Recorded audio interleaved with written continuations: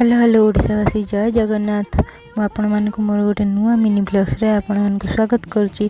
तो आपण मैंने जमी जानते तालचेर प्रसिद्ध यात्रा जोटा कि चैत्र पूर्णिम प्रतिवर्ष चलित वर्ष आयोजित हुए अग्निरूपा माँ हिंगुणांकर यात्रा। तो सेमती आम गाँव आम शिव मंदिर प्रांगण में सेमती ए वर्ष पूर्णिम चैत्र पूर्णिम आयोजित हो जाए हिंगुला यात्रा, जो देखिपे कलश पूजा सहित कलश स्थापना सहित गौड़कर नाच तापर देखिपार यज्ञर पूर्णाहुति केते सुंदर परिवेश। तो मत सब वर्ष एमती देखा भल लगे। तापर देखिपारे माँ घट विसर्जन होची, हिंगुला यात्रा शेष होची। तो मत भिडटा बहुत भल लगे, भाविले आपण मान सहित शेयर करी। जदि मो भिडटा आपको भल लगे लाइक करेंगे, शेयर करेंगे, सब्सक्राइब करेंगे, मत प्लीज सपोर्ट करेंगे।